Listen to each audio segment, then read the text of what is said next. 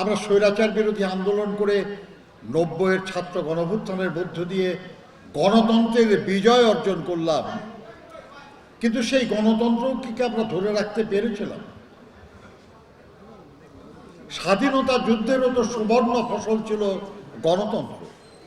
মূলত গণতন্ত্রের জন্যই তো আমরা লড়াই করেছিলাম, আর গণতন্ত্র ছিল না বলেই তো আমরা শোষিত হয়েছিলাম, বঞ্চিত হয়েছিলাম, নিগৃহীত হয়েছিলাম, আর সে কারণেই তো মুক্তিযুদ্ধ করেছিলাম আমরা। কিন্তু সেই স্বাধীনতার পরে আমরা কি সেই বৈষম্য, সেই বঞ্চনা, সেই নিগৃহীত হওয়া এবং সেই অসাম্যের হাত থেকে মুক্তি পেয়েছিলাম? আজ সেই ৭১-এর বিজয়ের স্মৃতিকে ধারণ করে আমাদেরকে আরো সচেতনভাবে চেষ্টা করতে হবে, যাতে করে এই যে সাম্প্রতিক বিজয়, এই বিজয়ের আকাঙ্ক্ষাও যেন ব্যর্থ না হয়ে যায়, মিথ্যা না হয়ে যায়। দেখেন, ৭১-এর বিজয় দিবসকে সামনে রেখে আমরা আলোচনা করছি। আমি একজন অবশ্যই মুক্তিযুদ্ধ করেছি, মাসে 20,000 টাকা ভাতা পাই, ঈদে বোনাস পাই, নববর্ষেও কিছু টাকা পাই, কিন্তু আমি যতটুকু পারি, এটা আমার কাজ, আমি কি করি সেটা ভিন্ন কথা, কিন্তু আমি লজ্জিত হই যখন দেখি যে আমার জানাশোনা যারা শহীদ হয়েছে মুক্তিযুদ্ধে, তাদের পরিবার কিছু পায় না। খেতাবপ্রাপ্ত মুক্তিযোদ্ধা কিংবা ঢাকায় মুক্তিযোদ্ধা পুনর্বাসন কেন্দ্রে যেসব পঙ্গু মুক্তিযোদ্ধা, তাদেরকে রাষ্ট্রীয় দিবসগুলিতে বঙ্গভবন কিংবা অন্য ভবনে দাওয়াত করা হয়, কিন্তু একটা উপজেলা পর্যায়ে, একটা পৌরসভা পর্যায়ে, একটা জেলা পর্যায়ে, কোনো পর্যায়ে কি শহীদদের পরিবারের সদস্যদেরকে আমরা দাওয়াত করি, সম্মান জানাই? কি অবস্থায় আছে তারা খোঁজ কে রাখে? তাহলে কি বলতে হবে যে আমরা যারা যুদ্ধ করেছি, বেঁচে আছি, আমরাই বেশি গুরুত্বপূর্ণ, না যারা যুদ্ধ করতে করতে মরে গেছে, কিংবা যুদ্ধের কারণে, যুদ্ধকে সমর্থন করার কারণে যারা শহীদ হয়েছে?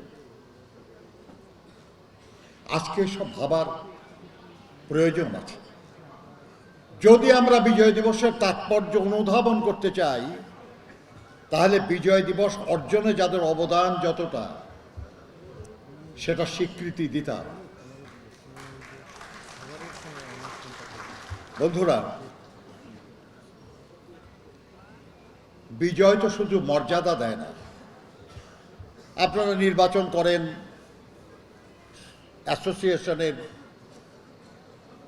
এই বিজয় শুধুই কি মর্যাদা দেয়? দায়িত্ব দেয় না?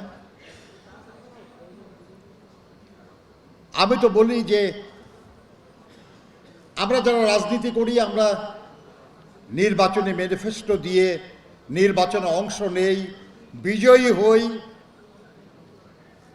যথার্থ যেটা বলার সেটা হলো যে আমরা রাষ্ট্র পরিচালনার দায়িত্ব পাই, ক্ষমতায় যাই না।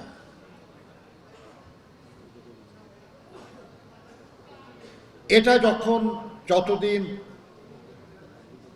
আমরা আন্তরিকভাবে আত্মস্থ করতে পারবো, ততদিনই আমরা শুধু বিজয়ের তাৎপর্য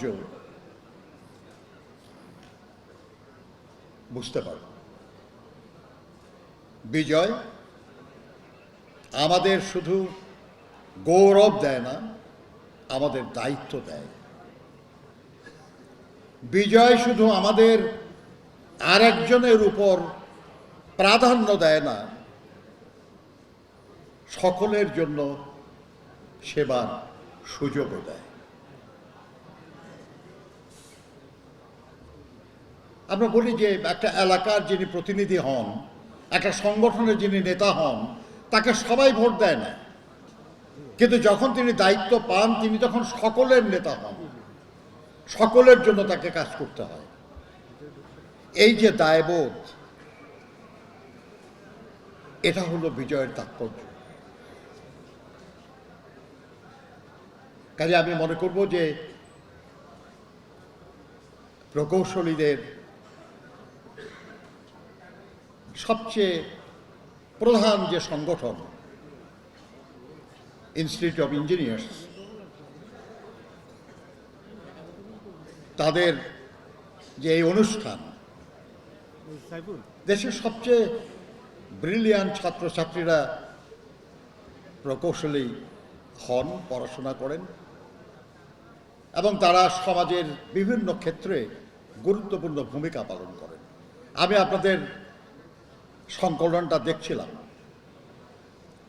এখানে টেকনিক্যাল বিষয়ে বেশ চমৎকার কিছু আর্টিকেল আছে, আবার রাজনৈতিক আর্টিকেলও দেখলাম। একজন আমাদের আগামী দিনের সরকার কেমন হবে, সংবিধানে কি পরিবর্তন আনা যায় এই সম্পর্কেও লিখেছেন। একজন আমাদের নারী প্রকৌশলী, তিনি তার বাবার কথা শুনে মুক্তিযুদ্ধের সময়কার স্মৃতিচারণ করেছেন।